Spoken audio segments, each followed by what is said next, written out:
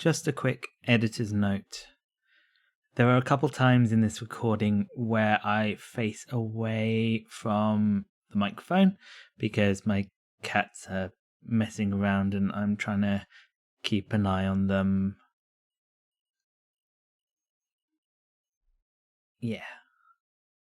Welcome to Brain Cage, where we discuss BDSM, hypnosis, and the mind for all those exploring their fetishes and interests. This is Puppet Master, your mentor for the podcast. And this is Dracoso, your hypnotic guide. Failsafes and protections. It's a big topic that we both are passionate about. And what we're talking about when we go into failsafes and protections are trying to understand things that you can build or make with someone through both hypnosis and BDSM that helps to address possible future issues as well as to prevent these issues from occurring.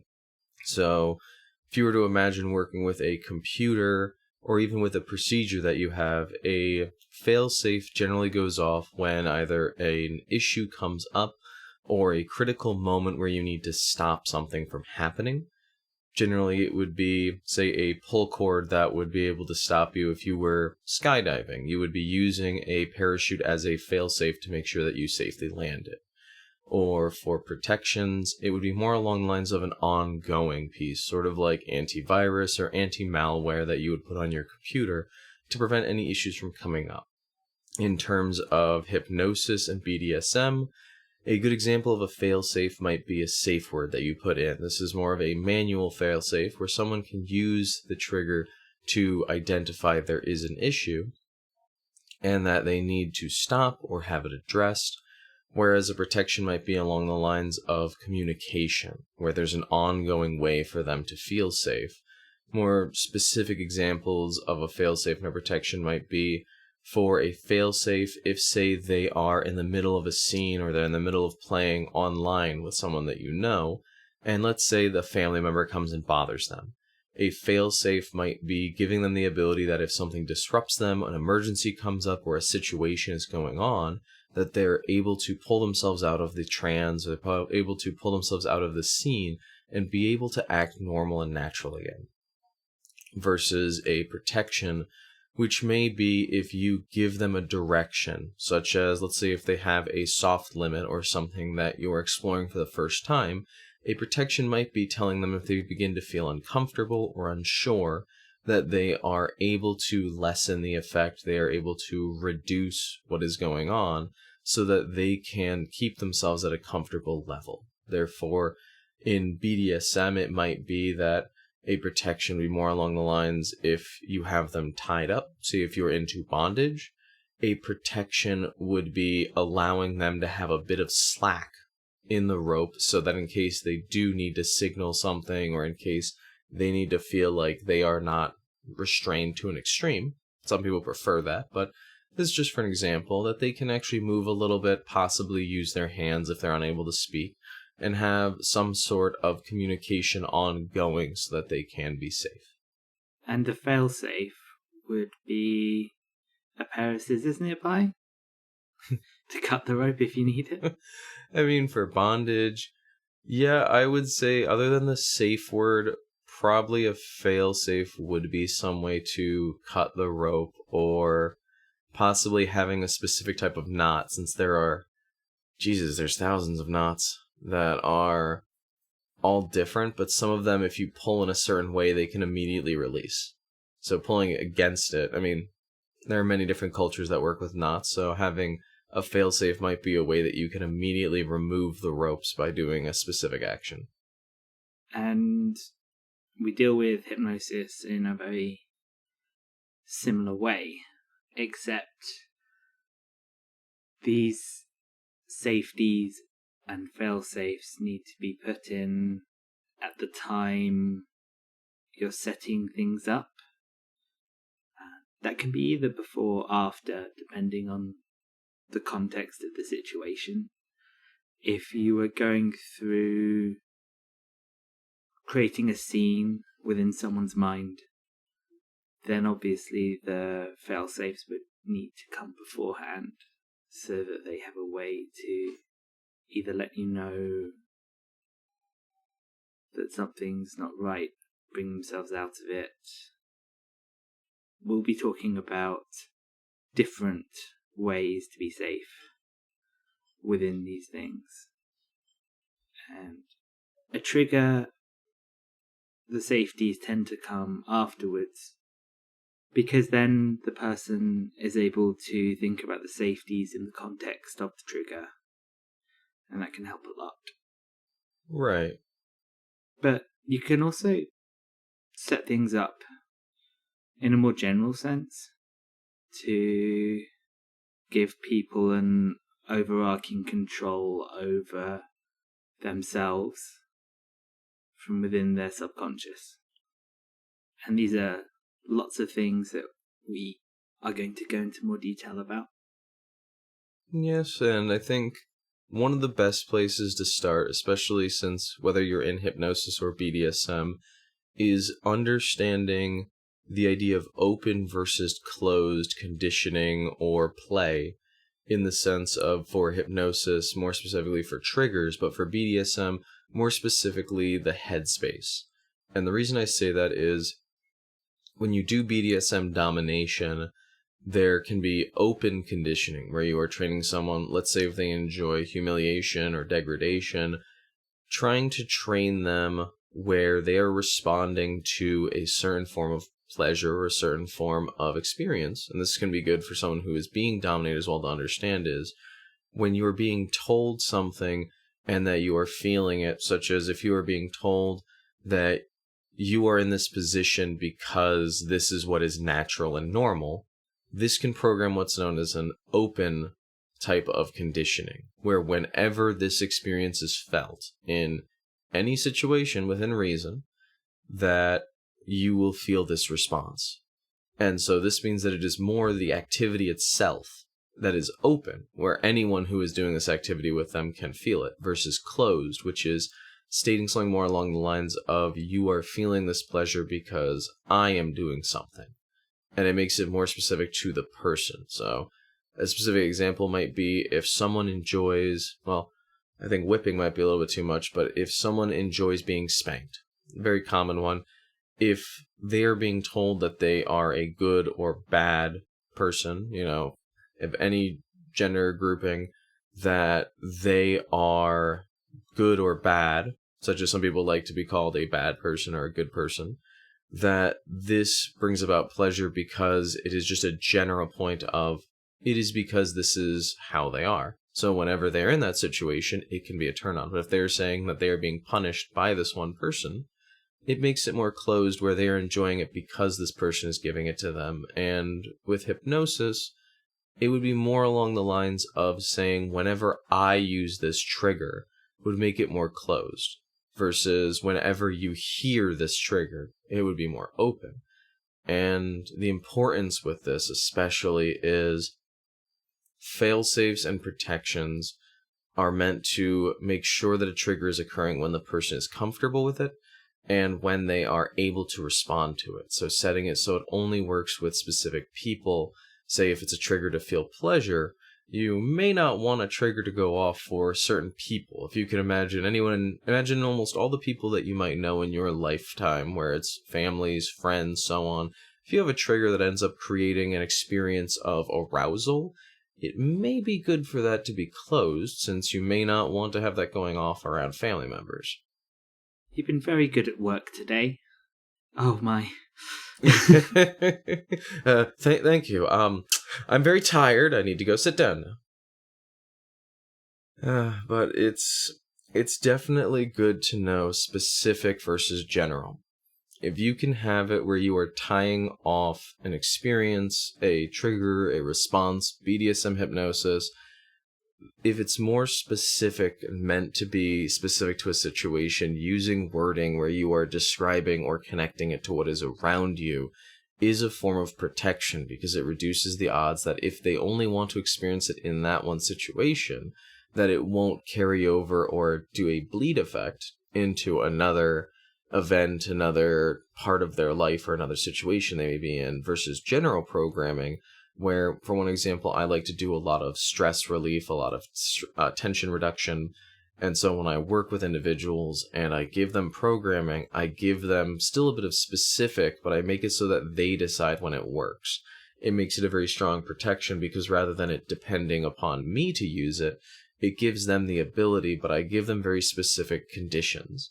So the main things, especially if you're doing hypnosis, is to understand whether or not a trigger needs to be mandatory, where you are saying when A, then B. So when you hear this trigger, when you do this during the day, this happens, versus optional or conditional, such as when this trigger is heard by, or it's been said by, say, the person who is the hypnotist, or by someone you may trust, or someone you feel comfortable with.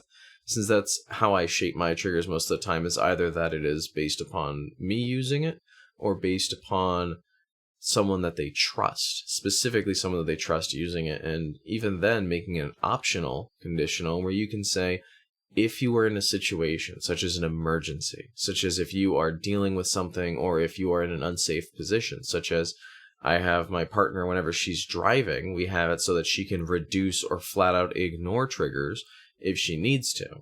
And that way she can still remain safe. She can still keep driving. She can be around family members. She can reduce it as much as she wants. And it's really all about understanding what possible situations this may occur in. Now, nothing's perfect, and what I'm about to say I do want to cover in a lot more detail in a future podcast.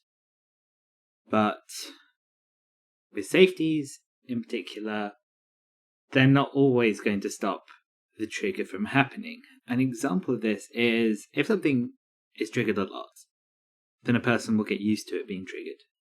And so the trigger becomes partially conditioned, as well as being a hypnotic trigger, which is something that you should be aware could happen, and something that should be explained to the subject in such circumstances. Now, controlling when things are happening can be a bit difficult on the spot. The quick reaction, should I, shouldn't I allow this to happen, can be not the perfect way to go about things for certain individuals. So a thing I've done in the past with a subject of mine, we had previously created a beautiful landscape within their mind that I could bring them to. The forest, and a river, a creek. And I had them have a collection of stones. And each stone was a trigger. And what they could do is, because this was part of their mind, they had the power to redirect the river so that it no longer flowed over the stones. I made the river a metaphor for the flow of their thoughts. Picturing this was a very easy way for them to basically turn all of their triggers on or off at will. And as far as I'm aware, they still use it. I haven't asked. So that's something that I've used in the past. One thing I would actually like to do, Dracoso, because before this podcast we had a discussion about how we do safeties in our prep, and Dracoso brought up some things that I hadn't actually considered. So what I'm going to do is I'm going to say the safeties that I've used in the past, and I am going to update them after this podcast, actually. So the safeties I've used are that the trigger won't work in public unless you're safe and secure, will only ever work with people you trust, that you feel safe and comfortable with, and you'll be able to ignore the effects of the trigger if you become unsafe or uncomfortable within the situation you're in. Now, even that's not perfect for everyone. I've had subjects I've been talking to say, well, that gives me a bit more control than I'd like, because to me it's all about not being in control. And I'm just going to send this to Dracoso. so that they can see it. And if you come to Fetlandia, I'm happy to post it at request. What do you think of that? And how would you improve upon that? So again, won't work in public unless you are safe and secure. Will only ever work with people you trust that you feel safe and comfortable with. And you'll be able to ignore the effects of the trigger if you become unsafe or uncomfortable within the situation you are in. Right. What do you think about that, and how would you improve it? It is a good baseline to start from, the fact that you are allowing them to, well, pretty much to ignore a certain effect, especially if they're in a situation where they have to judge they can't respond to it. Now, for building on it, because this is a great baseline that you can work with so that they're making a choice, but as you said, it also means that if they want to be in a situation where they are helpless, they want to feel like they don't have choices, but you want to make sure they're safe. And so I think one big thing that you want to keep in mind, especially, is if you want to create a safety, but you don't want them to feel like it's a safety net. Because in a lot of ways, you can imagine it kind of being like a tightroper. It's the excitement of not having the net that makes it enjoyable. So what you'd want to do is create a method where they could respond without being aware that there is a net there. So, for example, I had one person who wanted to do CNC. For many of you, it is consensual non-consent, and they wanted to do events where they were not actually giving consent. They were not involuntarily, but they were non-consensually engaging in certain activities. But as CNC works, you give consent ahead of time. So you discuss what you want to do, you agree upon what's expected in the outline, and then during this scene, with hypnosis specifically is my experience, as it may be possible with BDSM, you are having them experience a scenario where they do not have control and they believe they haven't had consent, but they are enjoying the experience because, in a sense, they're taking control of it without being aware they're doing so. So there was an absolutely beautiful scene at Ehu that I witnessed. I won't say who it was between because I don't have their permission. But the question was, do you want me to do this? The answer was no. And then they asked, is it okay that I'm doing it anyway? And they said yes. And that scene that I saw was so beautifully CNC, and I don't think I've ever seen anything quite sum it up so well as those two questions with those two answers. So I continue. No, that's alright, and that's actually quite a wonderful way to sum it up, is people who want to explore CNC have a personal reason deep down, but may not have a comfort to be able to openly engage or explore it. And so, to go back on this idea with failsafes and protection specifically, creating something along the lines, in my example I had once, was someone who wanted to do CNC, but I wanted them to still be safe. While in trans, I created a lockbox where we would put a trigger or a tool. Specifically for them, it was a phrase that by saying it, it breaks themselves out of the state and it lets me know that they need to stop. It's sort of like a hidden safe word that we program in, and that lockbox is closed. It's then taken off into the corner of the mind and put out of sight and out of reach until they reach a point where they need to use it. So if they ever feel uncomfortable, unsafe enough, or they feel like it hits something, as such, we never truly understand or know what is within our subconscious or our psyches in many ways until we explore it. And so hitting upon different things in life that we may not be aware of, it's good to have fail-safes to respond in case there are situations that neither of you may be aware of or prepared for. So with this, it was creating an underlying piece that they were not aware of so that they could feel helpless, but still be safe. So in some cases, creating something where they are able to enjoy the scene, enjoy the session, but not feel like you are giving them choice or control during scenes where they feel like they want to be helpless. to build on what you originally posted, you will be able to ignore the effects of a trigger, becoming, if you are unsafe or uncomfortable with the situation you're in, they're able to ignore it and reduce it, or mainly to ignore it. My improvement upon that would be to understand that there may be scenarios where people may still want to feel the trigger, just not as strongly. Such as if you want to reduce stress or tension. I've known a lot of people who enjoy stress or tension relief, but I also have known people who simply want it to get by. Kind of like if someone wanted to take some pain medicine, rather than taking what would be known as the full suggested dosage, they might just take a lesser form so they can reduce it. For one example, I had a friend who liked to still be tense and still feel some of the stress because they wanted to remain in a focused and active state where they could work on what they were busy with. So having a trigger that they could reduce so that they could feel less of an effect but still have it there is one. And then another one, which was key, especially to whenever I work with someone who I'm very close to, I give them the ability to be able to temporarily or even permanently remove a trigger. Due to the fact that in hypnosis and also in BDSM, there can be a reaction known as an abreaction.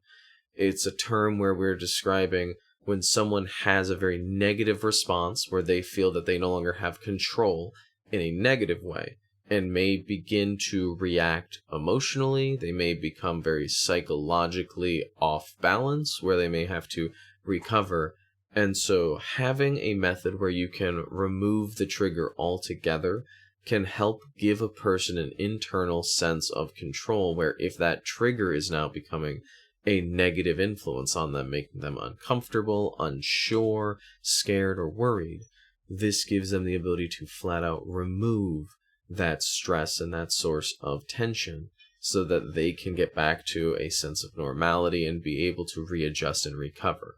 A trigger can always be reprogrammed, so if they are comfortable with it, having it removed temporarily gives more sense of safety overall. And then beyond that, I would say programming for fail-safes and protections beyond the base that we're discussing, there are a lot of specifics you can do based upon what they want to do, mainly talking about limits, talking about the outline of what it is that they expect and what they're afraid of having happen, setting up protections that are specific to if they have phobias, if they have fears, if they have worries about what may happen. Building protections to reflect that may be good. For myself, I have a terrible fear of heights, and I always find that if I am doing anything, and it's funny because it's very ironic that one of my most relaxing points in life, or most relaxing mental practices, is to imagine myself skydiving without a parachute.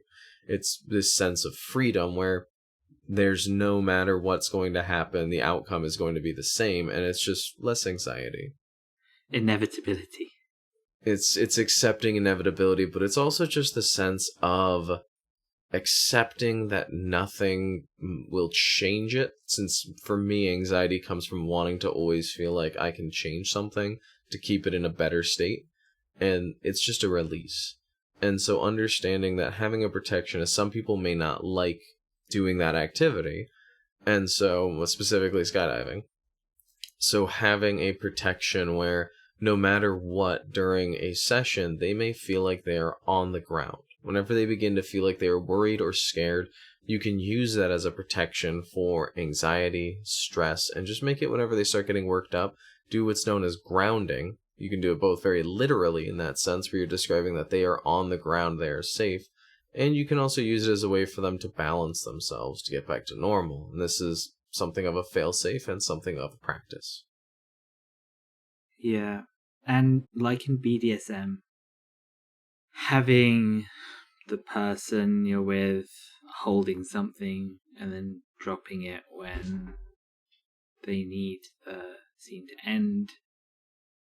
In the same way with hypnosis, you're using safeties to ensure that the consent that they've given is ongoing and continuous still. Very true. And I think to talk a little bit more on the specifics for fail-safes especially, the difference between fail-safes and protections, just so people can know a little bit more along the lines of how you might deal with each of them.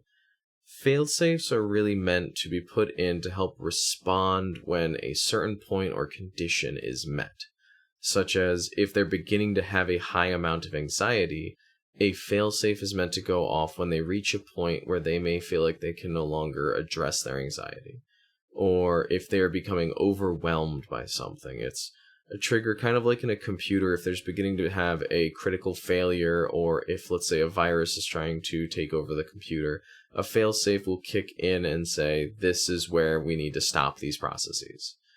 And kind of like we said earlier with a safe word, it's meant to be something that is used that immediately causes an effect or immediately addresses an issue. And so it's meant to react before the actualization of the negative outcome. So rather than the computer crashing, rather than, let's say, someone getting so overwhelmed by pleasure that they pass out, a fail-safe may be that the pleasure is immediately cut, or the rope is immediately cut. And the main way, if you are doing this with hypnosis or BDSM, having multiple ways to address an issue is the best way to deal with it.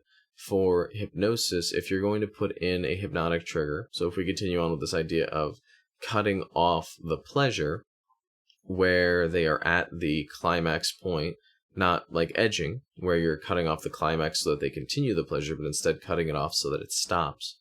Outlining it in multiple ways helps to give them more ability to react to it. So outlining a cutoff point where they are about to reach the point of passing out, you can describe it as saying when you are about to pass out or feel like the pleasure is too much, you can feel like it begins to reduce, you can feel it is being cut off, you can feel as though your body is becoming cooler. If warmth is something that makes them feel like they need to feel more pleasure, you can address multiple aspects of it, because when they're in that moment, like Puppet Master was saying earlier, an immediate response may not be easy for an individual to react with the failsafe. Having it set up where you describe specific things that are being reacted to that they feel during hypnosis. Like we talked about modality in the first podcast that we did, being able to address as a failsafe in that sense. If they are tactile, where they go by touch, describing what their body is feeling can be a very strong way to connect or condition in a failsafe. If they're more, let's say if they're more auditory, making it so that they can hear a certain sound, or making sure that they are able to respond as if a trigger, say a bell went off, that their body would be able to feel that as a cutoff point. It creates a more specific and more personal failsafe that, if outlined in multiple ways, can give the person a much stronger response to keep them more secure and safe when exploring. I think it would be remiss of me not to give a very common example of a failsafe used in the hypnotic community, and that is a trigger called release. Pretty much every hypnotist I know will give this trigger, make sure that it works. And the release trigger, it can be said in multiple ways,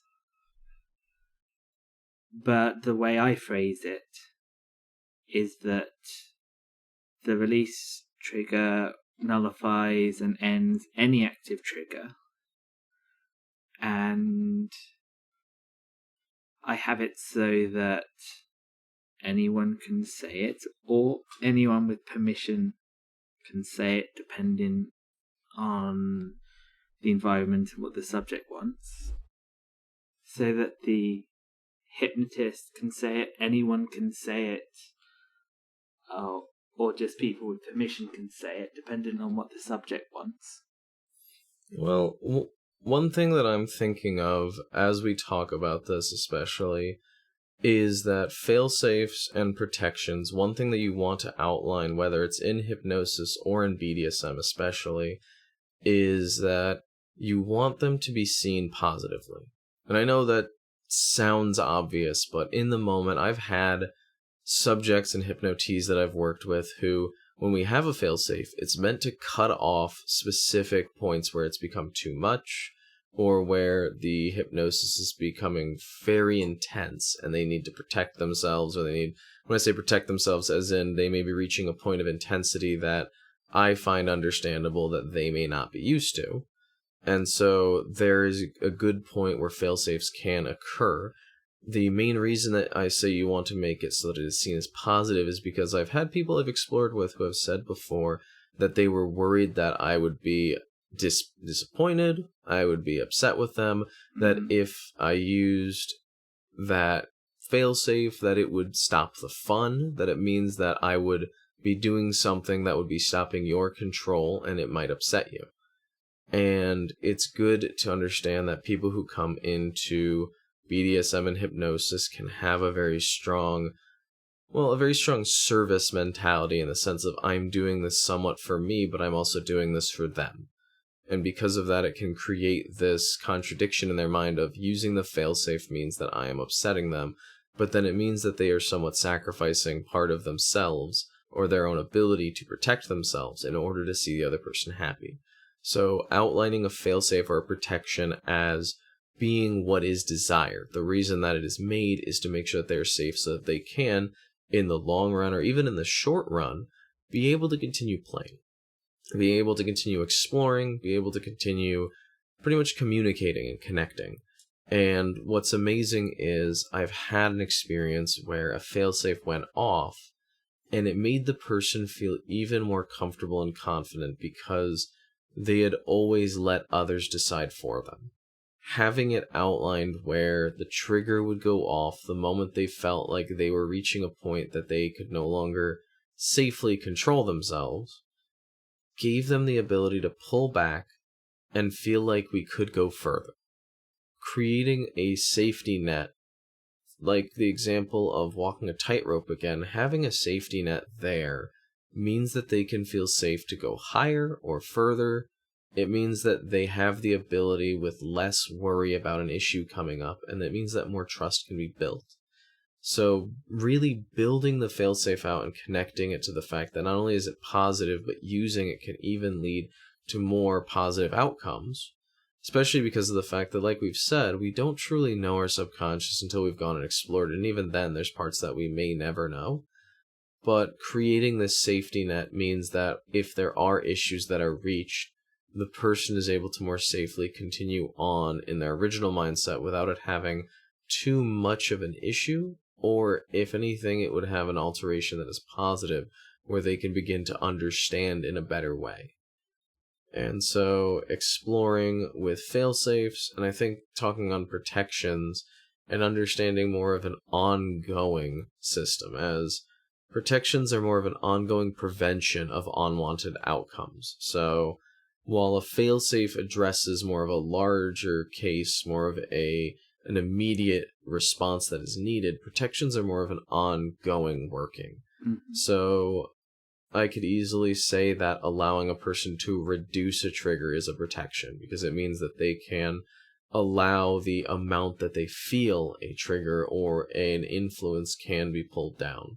Another protection might be the specific versus general programming, or influence and conditioning, such as open versus closed, as that's more of a giving the person a mentality that it's only going to happen during certain situations. So that way you reduce the areas that it can occur. So having it so that you can build out to reduce issues for now or in the future. One example might be programming it so if they ever feel uncomfortable, unsure, or they feel like they need to wake up, giving them a staircase, giving them a ladder, giving them a string or a rope they can pull so they can get themselves out of trance, or say during a session, giving them a bell. I knew one very, very interesting couple who had a bell that when it would rest on the hip, they would have to shake because they'd be tied from, I believe it was, I don't know if there's a good way to describe it, pretty much they'd be tied in almost a T-pose where they would be standing up, their arms pulled out to one side, and they would have their neck collared with a rope pulling them back, so that way they didn't have much movement other than their legs. And their the rigger had created their own personal Jesus. To a degree, minus, the... I just wanted to make the reference. I know, I just also want to describe that it's minus how that situation ended. But, yes, I would say their situation, they would have a bell on their hip, and the person would usually wear rubber, which would mean that the bell would be usually nullified unless they really needed to shake their hip. And in a way, it could be considered a failsafe if they needed to ring it urgently, but they can also use it whenever they started feeling uncomfortable or anxious, or if they needed to use the restroom or something like that. They could just give it a simple a swing of the hips, and it would ring once or twice, and it would mean that the person would need to check in with them. And so, by having that system set up, they could have an ongoing protection, and they could be given the safety they need and the knowledge that they are safe, while still being able to be fully engaged and immersed in the situation. So, protections, especially because they can be adaptable, I would say one of the main things to keep in mind about protections are whether or not they need to be flexible or static. And what I mean by that is a static protection is one that will not change. It is one that you put to a specific point. So if, say, during a scene, when you feel uncomfortable, ring this bell. That is very specific in the sense of this is what is expected with that trigger. A more open one, which would be more flexible, is whenever you feel uncomfortable, say something along the lines of this, or cue something that you feel is unsure, such as in public play, I had one person who loved to go out and do exhibitionism. They loved to be within the sight of individuals. Of course, they had a specific community, so don't worry about bystander consent. There was a specific group that would do this.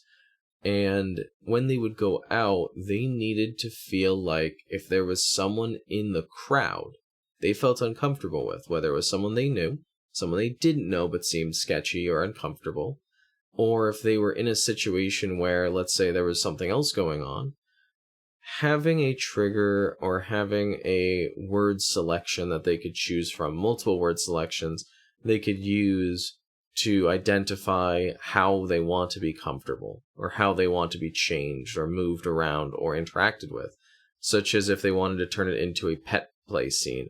They would simply have a sentence where they would say, I believe that this is what should happen now. And they would use that, and it's flexible because they can use it in multiple ways rather than having a specific change. And so having it flexible for the person to change it or use it how they would want to allows them to bend it into the situations they have, as well as if you have a static one, a static trigger or a static response, it's good to use a different system that can build a strong conditioning that this trigger will protect them and can always be there to be used. Before we go, and where I'd like to take it next is the topic of training, I would like to go into how to give someone safeties effectively, because, I mean, it's linked to training.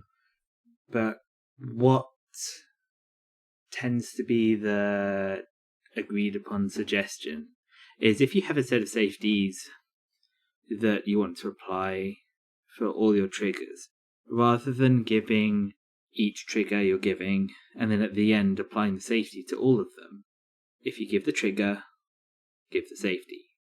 Give the next trigger, give the same safety with the same wording. What you're doing is reinforcing the same safety protocol to all of the triggers by using the same wording after each trigger. And by repeating it, it'll be a lot stronger within their mind and a lot more easily accessible to the subconscious. Right. Is there anything you'd like to add to that? Well, programming in Safeties, there are multiple forms. You've hit on the two main ones, which are programming the safety in directly after each trigger and allowing it to be a repeated programming so that a person can respond to it. The other one that is normally used would be doing it at the end, where you say, with all of this, you will feel, or that you will respond to each and every one of these triggers in this format. Doing it while you're programming each trigger is very effective because it lets the person feel like this is something that is hooked into each and every piece individually, and it's a part of the trigger itself rather than being a part of the session. There are multiple methods you can actually use for programming in Safeties and protections. One example is if you have a specific item or specific, say, construct that you create for it. For example, I use a string for memory play when I have people who want to be able to remember things later on by choice. I have a string that I'll usually describe as tied to their pinky. It doesn't weigh anything, but it goes all the way right back up above their head, and it's firmly tied off above. And as we go deeper, it picks up pieces of what happens during the session so that when they return, they have multiple cues and memories that let them return what's happened. So that's sort of an ongoing protection so that they can remember what happens. And so creating constructs like that where you can have something they carry with them. I think a similar idea that you had brought up earlier, Puppet Master, was the rocks that they use that represent each of the triggers, and they can turn it off or on whenever they want. And so having these constructs in the person's mind can also be a program, because this may, whenever they try to remember it or go back to it, they can refer to something else along the lines. And this sort of goes back to a concept in cognitive psychology. I believe it's known as the activation web, which is the idea that the more pieces you have connected to it, it's an old, relatively old learning technique you can use for school and memory, which I used back when I was in college, that the more things you have that are related to it, that you can mentally connect to it. For example, the concept of a tree. You can imagine connecting to the ground. You can imagine the idea of it growing. You can imagine leaves. You can imagine the color, multiple things, that when you have all of these connections that go back to it, it lets you more fully remember what is a tree, what does it look like, how do I remember it, and you can use that very fully to do the same thing for a failsafe. You can have multiple connections, similar to this idea that we had earlier with failsafes of outlining it in more ways. If you do the programming during putting in a trigger, such as during BDSM, if you reinforce before that what's going to happen during it, you can use this trigger. If you reinforce during it, saying during the scene you always have this trigger, and then afterwards a reminder and giving you that point again of this is there, it can be somewhat of a relearning curve, which, again, another psychology term of relearning curve.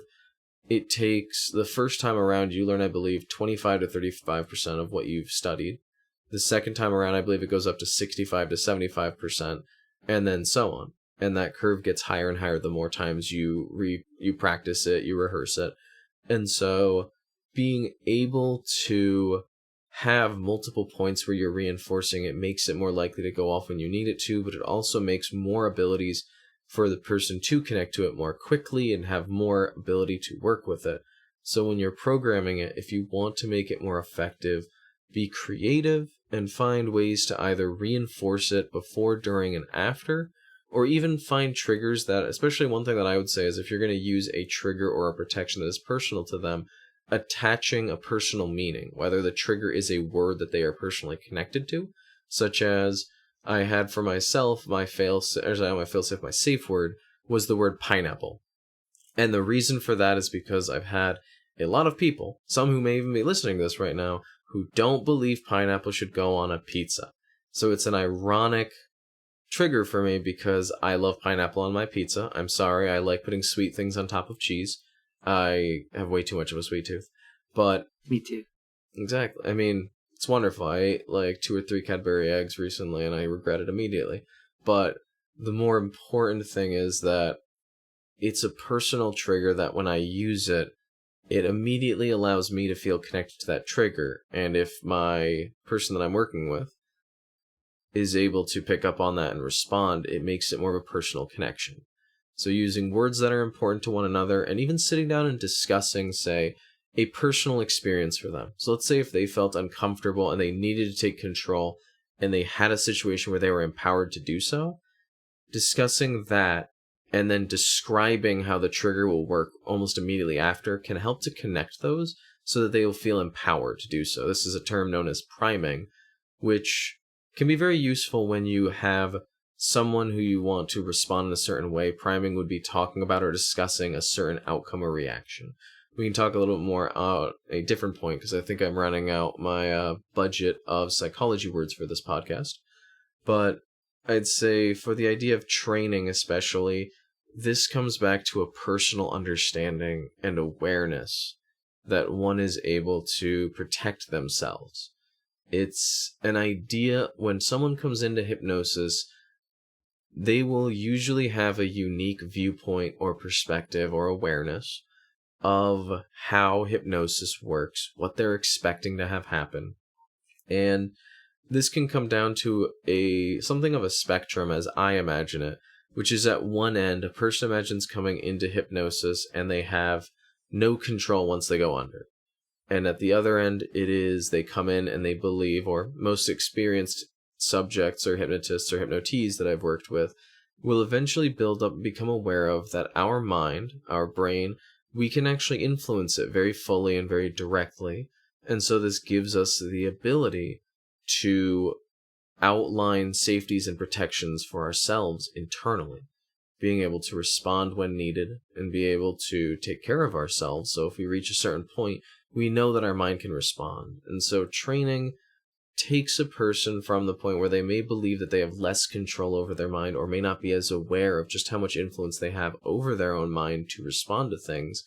And it helps to train them towards a point that even if their main goal or their ultimate outcome is to have no control, to have complete and total freedom from their own will, thoughts, and abilities, training the person to be aware that ultimately if a situation goes negative, if they are struggling or uncomfortable or having difficulties, the mind is in the full control of the person within it. And we will talk more in the future on the idea of deprogramming, which is after something has happened, being able to undo it and work with the person.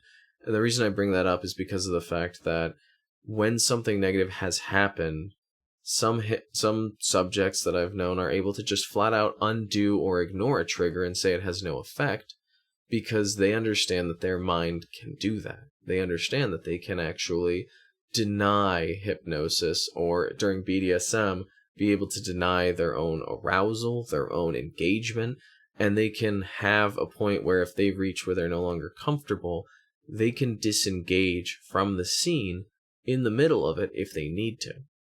And so training or teaching and learning is probably a more friendly sounding term for it, is really talking about what is possible with the mind.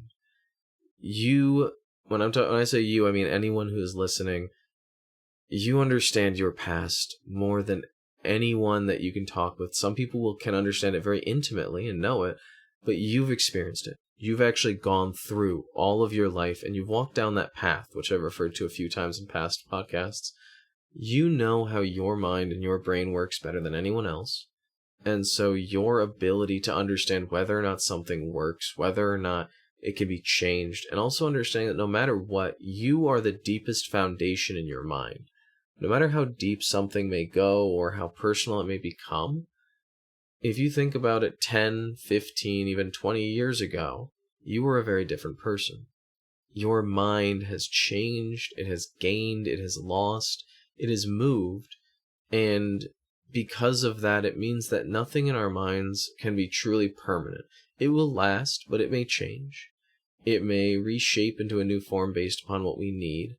And to understand that, especially, means that our minds are able to grow and you are able to gain from the situations that you go through, meaning that no matter what a person can try and do or put in, you are the ultimate source of knowledge as to what can and cannot happen in your mind. So if you ever feel like something is happening where you're losing control, just like we're talking about right now, just as you're considering all these different aspects, teaching and learning about what is possible and really finding people to share insights about what did you do when you had a negative experience. And you may learn that people will say, I went to someone who can help me, or I realized that I can just do something that will make it go away, or I've learned from it and now I'm stronger because I know I can or can't do something. So being aware of what your past may be and just sitting down and spending time to think about your subconscious beliefs and the ideas that you have of, is my mind going to connect to something or believe something that is truly a part of who I am? Or is this simply an additional part where I am able to flex or change or alter it into a state that I feel comfortable with? What are your thoughts on that, Puppet Master? I think all those points are good. There are some things that you brought up that I wanted to go over. There's a chance that I will have the brainwashing podcast done. I'll have finished editing it by the time this is released. A second editor's note. I meant deprogramming, not brainwashing. Thanks. And sorry. If so, I may be releasing it along with this one. The listeners will know if I've managed to get that done in time. Another note is that the way you talk about training is about the knowledge and understanding so that there is more mindfulness for the subject. But in terms of BDSM, training takes on other forms, like when you're checking in to see how someone's doing, which you do even if they've got safe words. You can incorporate training then, asking them if they feel comfortable still using the safe word. And if they say yes, give them praise for that. And making the safe word or whatever safety step that the subject or submissive takes a very positive thing can help train them to be more comfortable in using such. So that's, I feel, a very important technique to use, particularly with subjects that like to serve, as you said before, that want to please the person that they are doing this with or for. Training and conditioning in the BDSM sense can be a very good way to create a positive connection to the safeties, which will make them more effective. Right, and it's very important when you are talking and sitting down. I think a great example we can actually give is earlier on in this podcast, we were talking a little bit more about helping a person to feel like fail-safes and protections are positive, that they are something that when used, you're shaping the mentality where they feel like they can use this in a more positive outcome, a more positive sense, rather than worrying about whether or not you are enjoying or whether or not it'll cause issues for the person doing hypnosis. Learning and teaching especially focuses on the idea that the other person can gain knowledge that will help them to have more options, more choices, and to feel more empowered and capable in situations where even if they are giving up full helplessness, you are giving them the tools to protect themselves. And so the main thing that I say is, above all else, fail-safes and protections are useful, but they will have things that can get around them. They will have situations where the person may question them, or they may not always apply. And because of that, giving them training is a very effective way to give them more information to be prepared for it. Which gives us a connection to communication, learning how the subject or submissive thinks, and being able to apply it, the safeties, specifically for them. Yeah, that's very important. The main example I can think of is from a discussion that I've had a few times about raising children or teaching kids. And a lot of parents that I know nowadays try to tell kids what's right and wrong without giving them the context that the parents might have gone through. And in a way, I see it as giving armor to kids. So if you were to explain to a child, one old example would don't go and talk to strangers. But then the issue also means, what if they don't know that policemen aren't strangers? Okay, well, tell them, you can talk to policemen. What about firefighters? Okay, you can talk to firefighters. And it gives them a very specific set or outline of what they can respond to. Being flexible helps to address some of this, but it doesn't always. And so the main thing that you want to think about if you were to be, from what I've learned, since in the past I've worked in situations where I've had to help kiddos to overcome their challenges, it's about teaching not when A then B. It's about teaching why responding in that way is so important. To be more specific, it would be like if a kiddo came up to you and asked, why is it bad to be mean to somebody else? And if you were to say, well, it hurts their feelings, that's a very basic understanding of why. And so it connects it. A deeper one would be, would you want someone to do that to you? And even deeper than that would be to just talk with them and to say, you have a choice between whether you want to do something good or bad in your life. If you want to do something good, it means that that person will connect with you, and in the end, you may see more good come out. Versus if you do something bad, you may see more bad come out. So giving them that context, rather than just giving them a straightforward answer and leaving out the context, it's the idea of parents may want to protect their kids and give them armor and give them all the answers. But if they don't understand the steps that it took, the processing or the reasoning that it led to that outcome, which is teaching, training, it's learning, it can leave open holes where they have to make decisions for themselves without understanding how. Giving this training in the form of hypnosis and BDSM, it's taking someone who is an adult, fully grown, who may have never experienced this before or come across it, and so they may not have as much knowledge that they can apply to what they have to do in each situation. It's like going to the first job in your life and not really knowing how to interact with people in a work setting, and you learn over time. But with hypnosis specifically, so I'll do hypnosis and BDSM, but with hypnosis specifically, it's about sitting down and having the person realize that their own internal interaction within their mind can be far more controllable. Describing their internal mental scape as, for some people I've described it as something of a playground. They build it, they organize it how they want. For others, I've described it as a house that they've shaped over time, over their lifetime, that has as many basement levels as they want. They can build more whenever they want. And for some, it's just a mountain. It's a secret mountain base that they can go into and explore, and only they know how it works and how it interweaves and so on. Or a forest with a creek. Right, or a forest with a creek. And you make it so that they can understand it in a format where they can grow and learn from these pieces, and therefore have more control over it internally when they need it. That way, it's far more flexible, and now they are the ones applying it, rather than simply using it like a bell. Sometimes all you need really is a bell saying this needs to stop. Sometimes you need to have someone who can step up and create a more complex response. And so discussing that and sharing that form of training or teaching and learning, especially when it comes to hypnosis, is key. And when it comes to BDSM, this is more discussion around how the scenes may play out, how the activities will work. This is understanding where the person's limits are, but it's also sitting down and talking with them about, do you know why you've set up these limits on a personal level?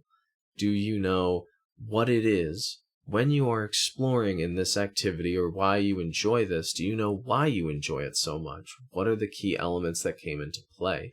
And teaching and training them how their past has led up to where they are now, so that they can make more sense of it. And not only that, but discussing the dynamic during the situation. It's a basic during negotiation, but not only discussing what's going to happen, but discussing why it may be important to do each of these steps, why you can skip those steps. Since I know some people who've gone into BDSM have been very uncomfortable with trying to change a structure. They believe that there's some type of necessity for the dominant to do things in a certain way, and so they don't question it. But in reality, it may just be a pattern that the dominant may follow, and understanding why can help to give even more opportunity. I've seen when I've suggested to 2 or 3 friends to bring this idea of asking why and discussing why they do it in this way, half the time they come back with the dominant saying, I'm not sure, it's just what I've always done. And they look at it and they realize they can be flexible in other ways, and it makes it more personal. It means now they're not only engaging because it's an activity, but they're engaging because they are able to see where they fit in, and this allows them to flex so that they can actually do more or less depending upon what's needed. And it lets the person feel more secure and safe because now both sides understand a bit more about what can happen and what they feel comfortable starting or stopping. And on safeties in general, the more subjects I've had, the more interesting and new things come up in terms of how I have to think about the safeties I'm implementing for the person. And on this subject in particular, if you need some advice on it, I implore you to get in contact with us, because it's something that we are very passionate about. I feel like we'd both be happy to make time if you need clarification or help with anything. There's only so much we can do, obviously, but I know that we'd both try, wouldn't we? Yeah, it would be something that we're both passionate about. For me, I've had a past where I've almost lost very important people to me, and I've learned that figuring out prevention, figuring out communication and clear ways to avoid issues, miscommunication, and building this out, especially with teaching and learning, because I've had people outside of hypnosis and BDSM who have so much stress and tension that they don't know how to deal with it, or that it comes to extreme moments where they have to make a choice and they don't know what's right. And just sitting down and discussing with them to give them more perspective, give them more understanding, whether it's for kinky reasons, whether it's for casual or just personal reasons that are outside of either of those. It comes down to understanding that we only know as much as we are able to take in, and it may take more time to understand, but that being receptive, especially to learning more about yourself, and realizing that there's always more to take in, is something that I know I am very passionate about. I know Puppet is very driven for, and that we want, and that's one of the main reasons we're doing this podcast all together, is we want people to have the knowledge that they need or even want so that they can grow and they can do more safely, effectively, and in new ways that they may never have thought about. And that doesn't mean that we know everything. We'd never pretend to. Exactly. But I think that's knowing that Dracoso would never claim such is why I'm so happy to work with them, to be honest. The big thing I can say is, and I believe in this, is I have experience. I don't believe in many ways that when it comes down to hypnosis or BDSM, you can say someone is a master of a craft, but I don't truly feel that you can fully master something, because if you ever do, then that means there's no point to move forward. There's no point beyond that. And so I believe, especially overall, is I have a lot of practice and knowledge, as does Puppet Master. I've spent 15 years of my life hitting my head against the wall trying to figure out how to make things better and safer and more effective for myself and for anyone who's willing to listen when I go on rants. But I would say the biggest thing, if I had to really describe the drive that I and what I feel Puppet Master also have, is we are very driven to see what we have learned, assist, help, support, and give growth to other people, because in the end, ultimately, hypnosis can be seen as a fun, erotic playtime, or as Puppet Master has tried to repeatedly convince me, it is always sexy. And the thing that I can say especially is hypnosis is an exploration of not only what can happen, but of who we are. BDSM is a way that we express ourselves in formats that we can engage more of ourselves.